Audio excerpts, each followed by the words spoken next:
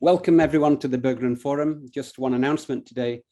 Next week's Berggren Forum will be given by Moitze Kuplan, visiting assistant professor of philosophy, and the title of her talk is The Aesthetics of Disgust. And today we're very pleased to introduce Eliza Beckwith, visiting assistant professor of theatre, and the title of her talk is The Show Must Try to Go On, Theatre in the Time of COVID. So thank you, Eliza. Okay. I would like to start by asking you all to jump into my time machine. Travel with me back to New York City in the second week of March 2020.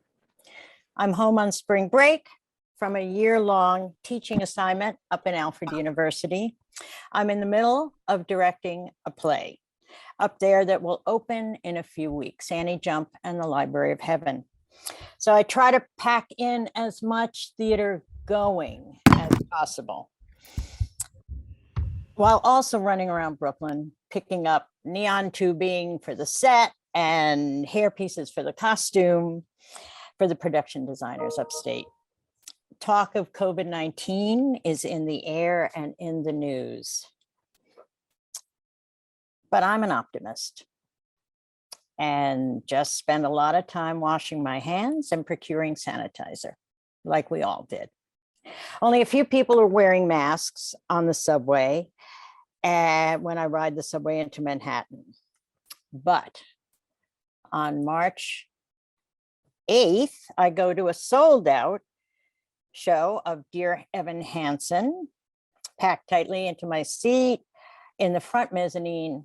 I chat with the man to my left who has come in from Chicago to see the play. On March 10th, I head to Union Square to see Dana H. at the Vineyard Theater. The ushers are wearing disposable gloves. Again, I wash my hands well. On March 12th, I have tickets to an off-Broadway play at the Cherry Lane Theater downtown in the Village. And I'm supposed to meet a friend who works on Broadway for a drink before. And we're texting back and forth to confirm a time when I get this. Broadway closed. Okay, this is serious. A few phone calls later, I find out that the play I'm seeing that night will go on as it's under the governor's 500-seat no gathering mandate. So I head to the subway, I meet my friends, and we're seated in with an empty seat between each audience member. Again, we wash our hands. The show's terrific, and the last play I'll see in a theater in New York City for 2 years. Theater and all of the performing arts were and continue to be profoundly affected by COVID-19. Today, I'll talk to you a bit about how the professional theater industry was almost completely shut down for 18 months and the economic fallout that resulted, how the art form needed to pivot to virtual models, such as Zoom, here we are, what worked and what did not, and how live theater has come back and the changes it's been forced to make. But mainly, I'll share with you my personal journey as a director through the pandemic, the ways in which I dealt with the shutdown on Alfred's production of Annie Jump and the Library of Heaven, and our newfound collaboration with Big Telly Theatre Company in Northern Ireland, a direct and positive result of the pandemic's restrictions. Here are some numbers for you. For these, I'm using Broadway shows alone, as I don't have the numbers for off-Broadway and off-Broadway, but you'll get the picture. In 2018-2019, Broadway theater had a $14.7 billion, that's billion, dollar economic impact on New York City. It supported 87,000 jobs, 12,500 direct and 74,000 indirect. It's easy to just think that it's actors out of work when the show closes. For those of you not in the theater community, it's sometimes difficult to understand the scope of Broadway, off-Broadway being shut down. I mean, how bad could it be? But frankly, for all theater anywhere, it was devastating. It travels much further than the stage where you see performers giving you an amazing show. You have stage managers, company managers, house managers, general managers, dressers, hair, makeup, carpenters, electrics, sound, props, musicians, ushers, bartenders, box office treasurers, porters, cleaners, matrons, merchandise, security, marketing, producers, directors, choreographers, authors, orchestrators, arrangers, interns, press agents, casting directors, set designers, costume designers, hair, makeup designers, lighting designers, prop designers, sound designers, all the design assistants, vocal coaches, child wranglers, doormen. But this shutdown also affected costume shops, millinery shops, cobblers where the custom shoes are made, wig makers, fabric shops, scenic shops, prop shops, sound and lighting shops, design studios, rehearsal spaces, some of which had to shut down. New York City needs rehearsal space, spaces at a premium, and some of the biggest rehearsal spaces in the city had to shut down after COVID because they had lost so much money. Merchandising, advertising agencies, talent agencies, managers, union offices, producer and general managers venture even deeper into the shutdown and see the business that is lost in the theater district from just the people in the industry not working on a show. Then on top of that loss of audience members buying stuff at delis, restaurants, post-show bars, coffee shops, hotels, garages, all around the city, businesses had to close. The shutdown was devastating, not only in the theater industry and its workers, but for the business that relied on audiences for income. And it took an emotional toll as well. Shows were days away from opening, and suddenly everything stopped. The daughter of our human resources director, Mark Guinan, was working in the wardrobe department of a new musical, Six, and was suddenly without a job. But theater folks, well, we're pretty resilient and somehow do take to heart the expression that the show must go on. So within days, many artists had pivoted to online platforms for performances and fundraising. The Actors Fund alone raised millions of dollars by doing online performances with actors and musicians in their homes, performing from their living rooms. In academia, many were in the same situation as I was.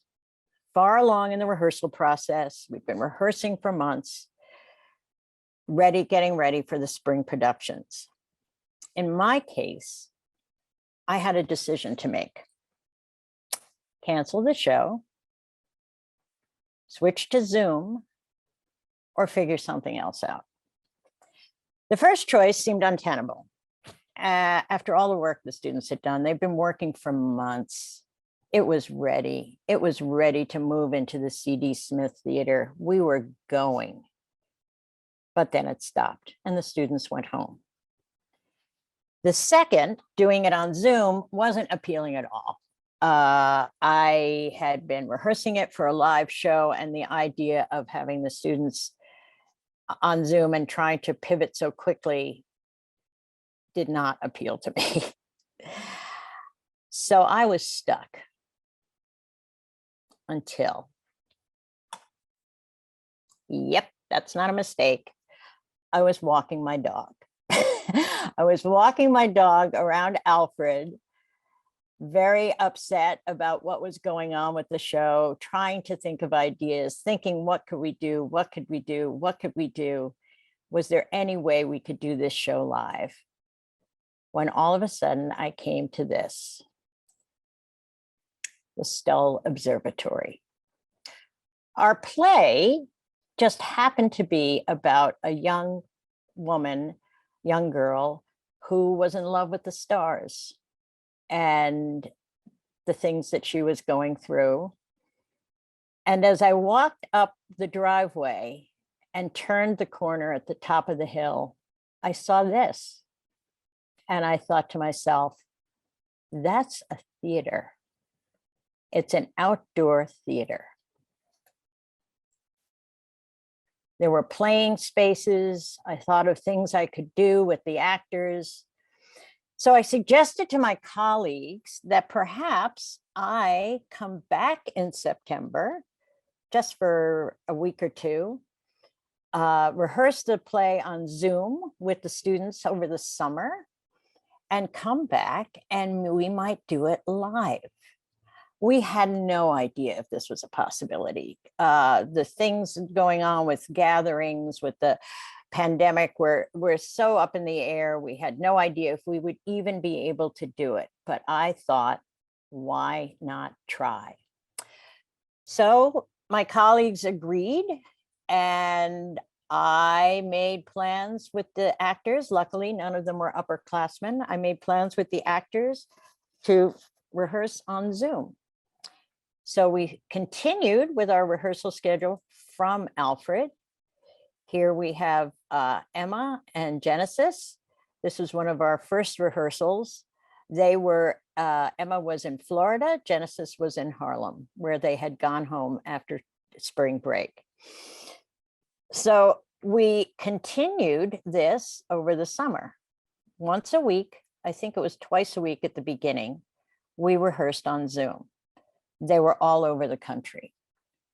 As I said, Emma was in Florida. Kirsten was in upstate New York. At one point during the summer, she was in Utah. Howard was in Pennsylvania. Sarah was in California. Liz was in Brooklyn. Rayanne, one of our stage managers, was in North Carolina. Greg Degraff was the only one that was here in Alfred. Sam also was in Pennsylvania, and Genesis, again, as I said, was in Harlem. So we rehearsed it. We rehearsed it all summer. And with Maureen Weiss, my colleague in the design department, we reimagined it for the outdoor space. While doing this, then whoops, we got back to Alfred. I got ahead of myself a little bit. We got back to Alfred. I came back in September. Again, we had been rehearsing all summer. And we started our plans up at the observatory. Thanks to Dave Toot and Dave Degraff for being so generous, giving us this, what became our theater, for a couple of weeks. It really was a wonderful space and could not have been more perfect. So I had about 2 days to rehearse it outdoors, which we did. And I followed, if you see here, the Stage Directors and Choreographers Society, the SDC, of which I am a proud member. It is the Union of Directors. They had produced a Return to the Stage and Performing Arts playbook, which I followed for our production, since I felt that we needed to follow professional practices in bringing something back. Again, this was pre-vaccine, so we needed to really be stringent with what we were doing. I needed to reblock the play so that the performers were following these guidelines. They had to be 6 feet apart at all times when they were talking to each other. When they were, if we were going to be doing it unmasked outdoors. They wore masks anytime they came within 6 feet of each other, and then took the masks off when they were separated. So I restaged the play so that they would be far apart. Here you see them. This is one of the things, I believe this is probably toward the end of the play. As you can see here, we placed our audience 15 feet apart, I believe. And that was one of the protocols. And we had the I believe there was 15 to 20 foot distance from the playing area for the performers. Again, this was following all SDC and Actors Equity Association protocols, which we needed to do. Okay, here you see how wonderful it was. We were able to use these domes, which are so theatrical. The set was made for us. We didn't even have to build a set. It was just the set existed, and it was the observatory. Here you see, this is the opening of the show. This is, oh, and we only were allowed to have 25 people per night in the audience. That was an Alfred regulation at the time. Due to COVID, we could not have more than 25 people. So it became, as I joked at the time, because I was in charge of tickets, it became I joked that it became the Hamilton of Alfred, because with only 75 tickets total, suddenly I had to try to fit everybody who wanted and needed to come in, including students, in to see the show. So tickets were at a premium. And there is Greg Degraff opening the show in the dome. What was wonderful about the Alfred Observatory is that the dome actually moves, which is very theatrical. So I was able to open the show with the dome turning and that flap at the top slowly coming down to reveal Gregory. In some ways, I consider it a blessing that we had to do this show outdoors, because it was just truly incredible. And here is an example of what I had to do to stage it. You see Emma up here and Genesis here. They had to be 6 feet apart at all times. This was originally staged on a rock, but we could not have a rock there. We couldn't put a rock there. So I decided to just bring in some ladders to represent the rock. And you see there, they are apart. They have their masks on, you can see, but because they're apart, they didn't have to put them on. But when they got at all close, they had to put their masks on. The restaging actually went really surprisingly quickly. And this was because I had been rehearsing the students all summer long, and they absolutely knew their parts. They knew their parts, they knew their lines, they knew their characters, so that when it got to this, all we had to do was put the physical bodies in the space. And I was so proud of the students. They really were amazing. They just jumped in and did it. And here we see Genesis. Because it's Alfred, it got really cold. We thought we were safe doing it in September, but because it's Alfred, I don't know what it went down to. I think it almost went down to freezing.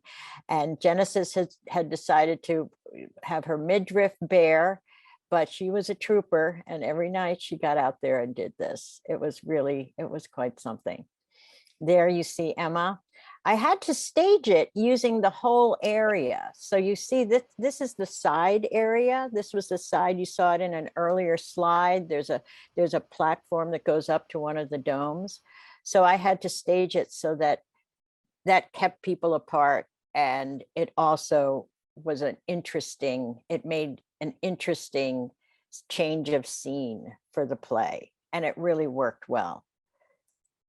And here again, you see, I'm using the site, I'm using the entrance to one of the domes and one of the ladders, which serves also to keep the actors 6 feet apart, which was the protocol at the time. And there we see Howard against one of the pieces of the decking that goes up there. And here they are. This is also interesting what I had asked. I really enjoy collaborating with our colleagues in the School of Art and Design. And so Sarah Blood, I asked her if she could do a neon sign for us for the play. And she designed this, and Jacob Wilcox actually fabricated it for us. This is the Library of Heaven, which is that is Annie Jump, and the Library of Heaven is the name of the play. And here they are with their Library of Heaven neon sign. And here they are at the end of the play. Again, you'll see the audience having to sit 6 feet apart. You will see even for the curtain call, you'll see the actors 6 feet apart. It was part of the part of the COVID protocol at the time. And there we are, the Library of Heaven. Okay, so that was the live performance, but we had been rehearsing it on Zoom all summer long. And there were a lot of parents and friends and people, because we only had 75 tickets total, they wanted to see the play. So we thought, well, maybe we can do a simple Zoom performance for the people that can't see the play. So a week after we did the live performance, we did a Zoom performance.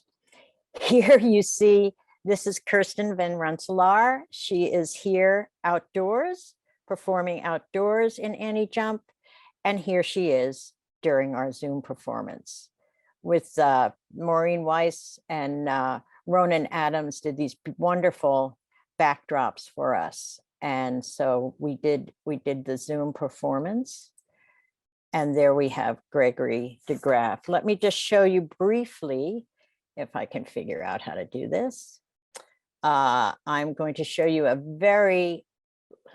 little bit of our actual Zoom performance of Annie Jump in the Library of Heaven. And this is what went out the week after we did the live performance. This actually is a great example of what a lot of theater companies did during COVID in the pivot. They switched to Zoom. The sale of green screens went through the roof. And suddenly actors were learning all about Zoom and how to take shots of themselves and how to do different things with Zoom. So this was a little bit of our performance of Annie Jump in the Library of Heaven on Zoom. Head for something that I didn't even do. But my hair become popular. We can't see it, Eliza. Oh, I'm very proud of the hair. okay. You can't see it at all? No, maybe unshare this screen and reshare yours. Stop share. Stop share, then reshare the screen you want us to see. Oh, I see. Yes, if you're pretty. Wait a minute. Hold on. Let me get out of this. Okay.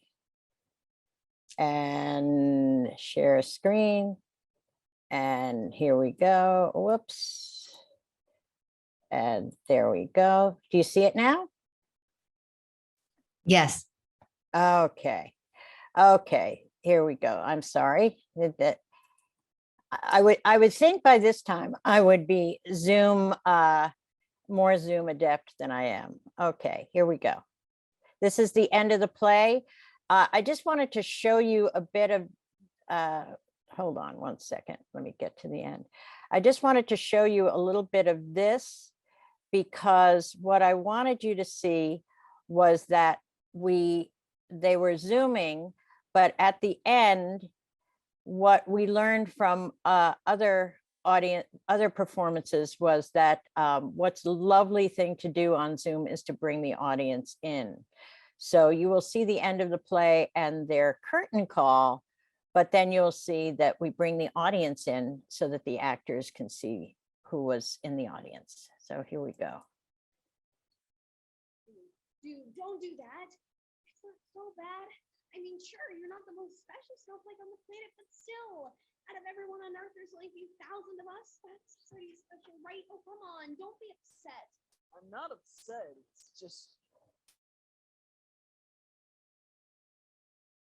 I didn't know I had so many friends. Yeah, so that's how I found out. I'm Annie Jump, and I'm a librarian of heaven. One of the librarians of heaven. And this whole story is about us. So this is the part where the credits roll, and there's an upbeat pop song, and maybe a bunch of cartoons about the adventures of 3 teenagers and 1 talking dog. You mean the end? Right. The end. Before you go, I want you to remember one thing about librarians. There are thousands of us. You might know one of us. You might be one of us. And if you think you recognize me somewhere on this earth, you only have to say one thing. Girl, spit it out so that the song can start. I serve the library of heaven.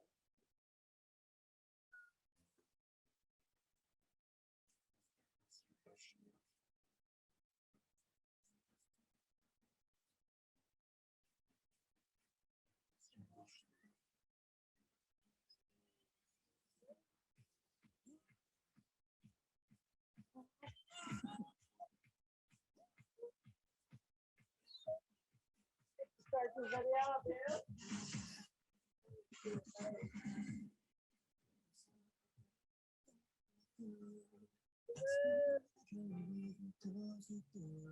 Everyone.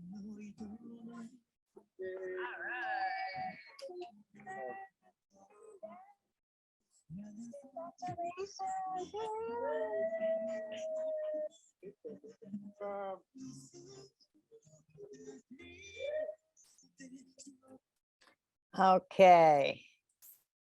So that, let me get out of that.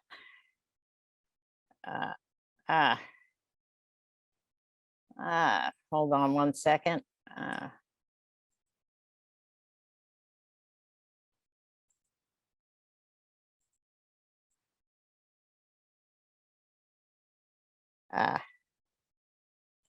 Sorry, technical.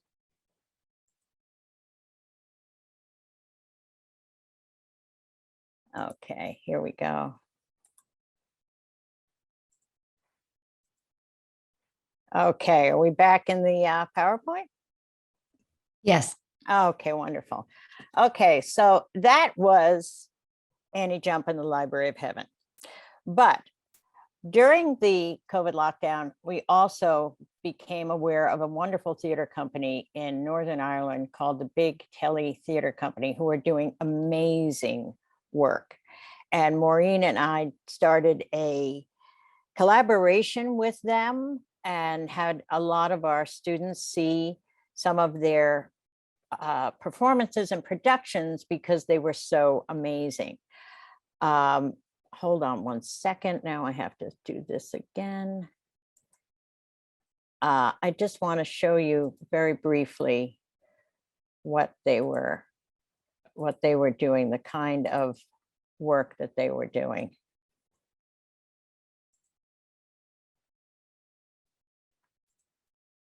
Okay. Can you see the Big Telly, the Newbury Today thing? Yes. Okay, wonderful.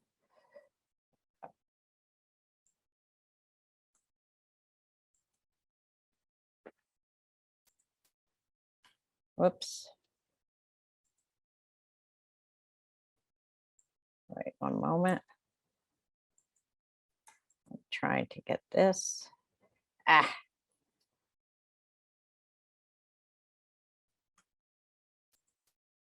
For some reason, it is not working. Of course, technology. One second, we can talk amongst yourselves. Let me see if I can just do this.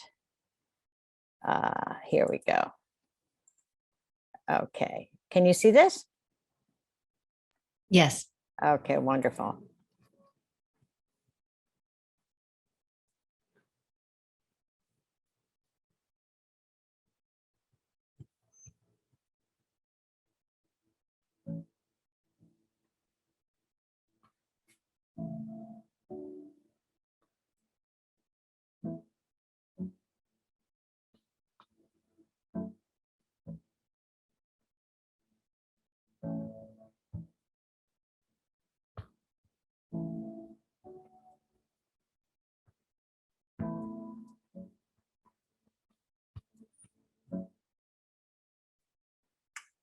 Okay.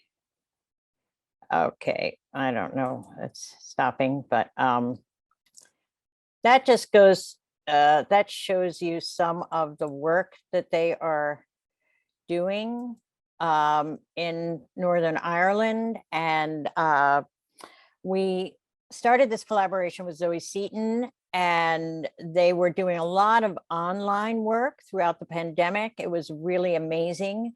They used the audience and had the audience allow their camera to be open during the performance so that the stage managers could show the audience during some of the performance, and it became interactive, which was really wonderful.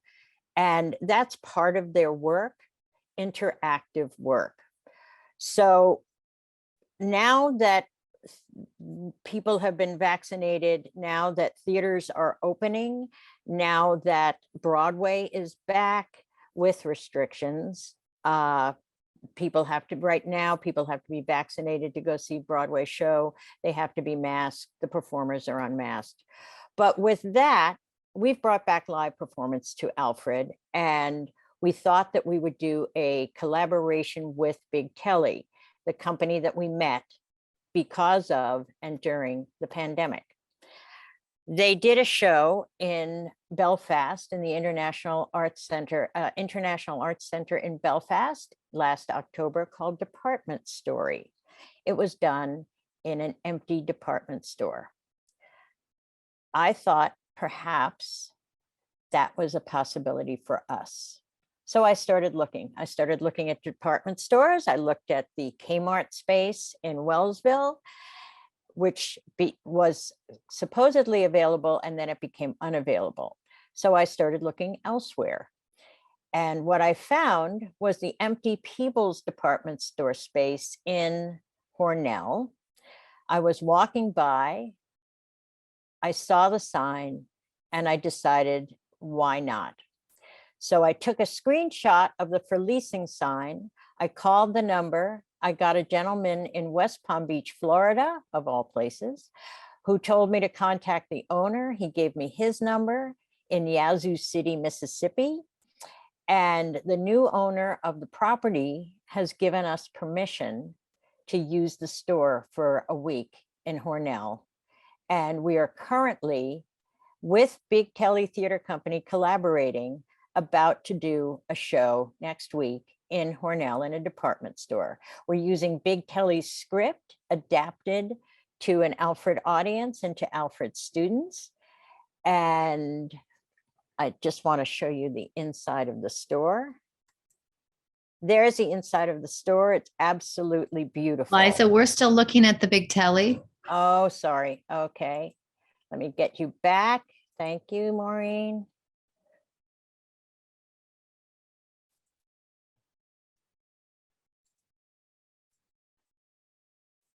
Okay, are we in the department store? Yeah. Great. Okay, this is the department store. This is the Peebles department store in Hornell on the Broadway Mall, where we are doing the show next week. Right here, if you can see, can you see my cursor? Yes. Okay, right here on both sides, we're going to be hanging video screens. They've been hung, and we are going to be having a live actor on Zoom from Northern Ireland who's going to be joining our cast for the production. I doubt I ever would have thought of this pre-COVID. I never would have thought of the possibility, but possibilities have opened up with COVID.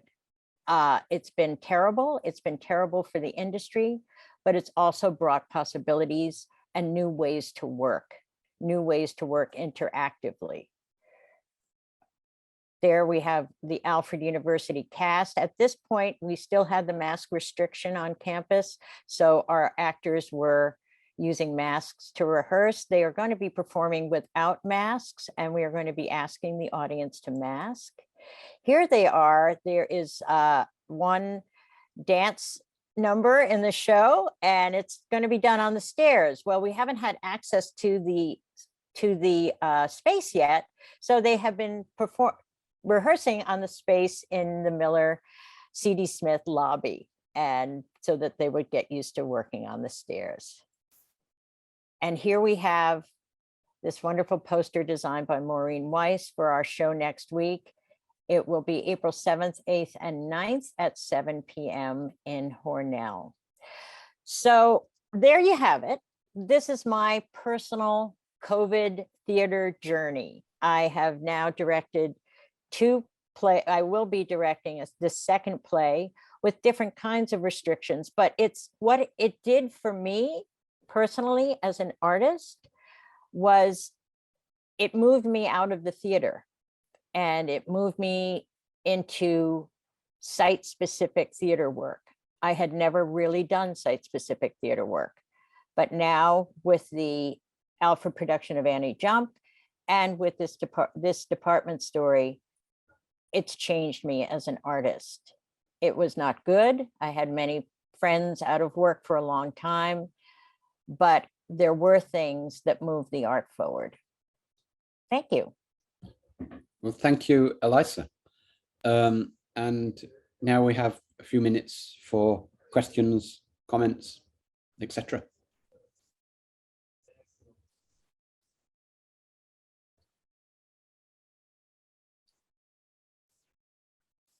Feel free to unmute. Eliza, without COVID, do you think you ever would have gotten to the point of working outside an actual theater space? Never, Marianne. I don't think I may have at some point. I think it might have occurred to me at some point, but I certainly wouldn't have done it as quickly and to the extent that I did. So for me as an artist, it broadened my toolkit, as they say. Right. Yeah. Yes.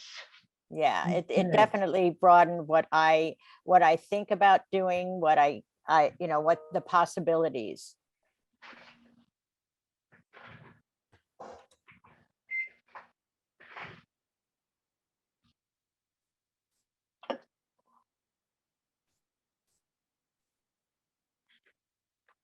You can ask me anything. Ask me anything about the show too, if you would like.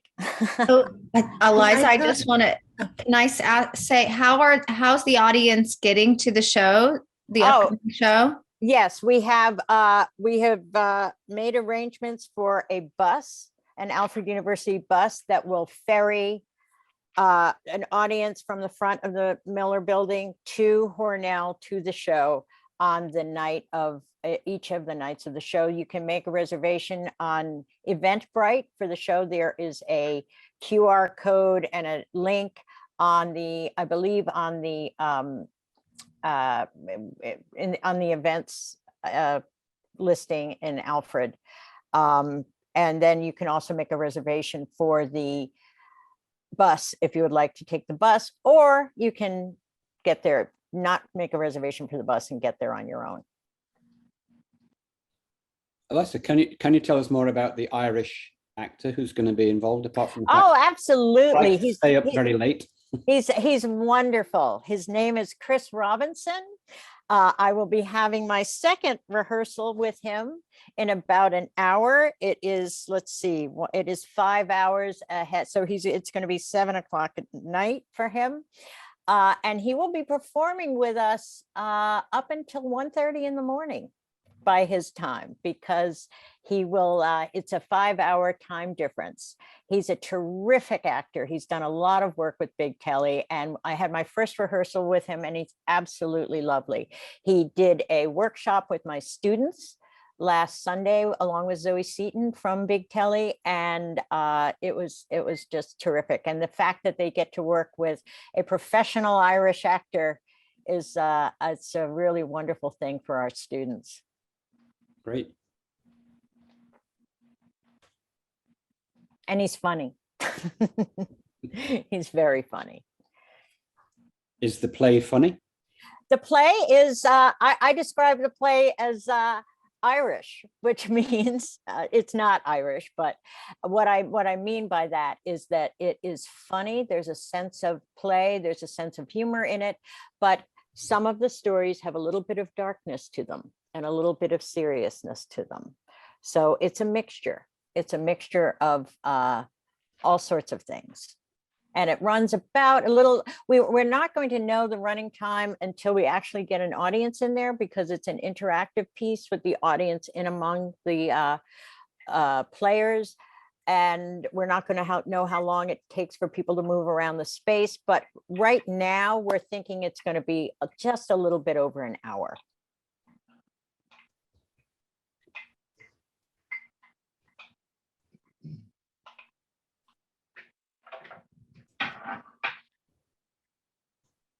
How will the audience be seated, Eliza?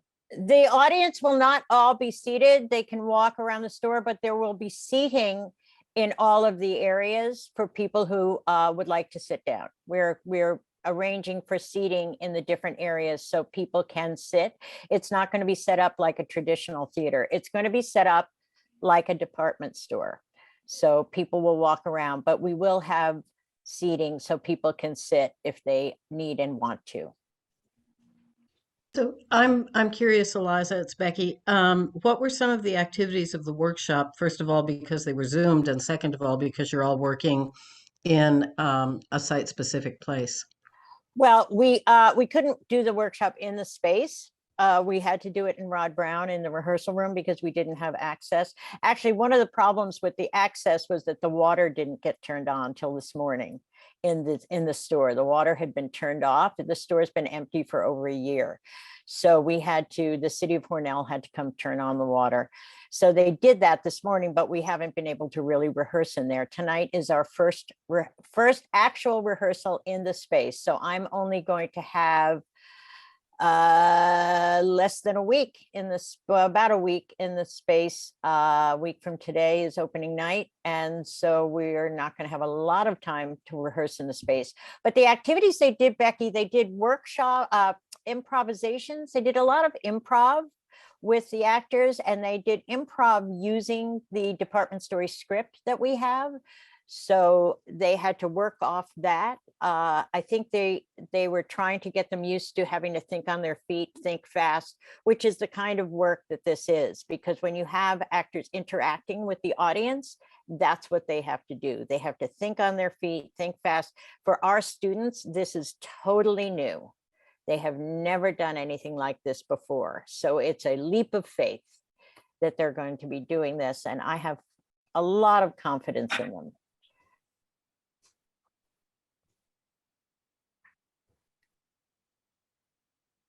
Okay. Any other questions for Eliza?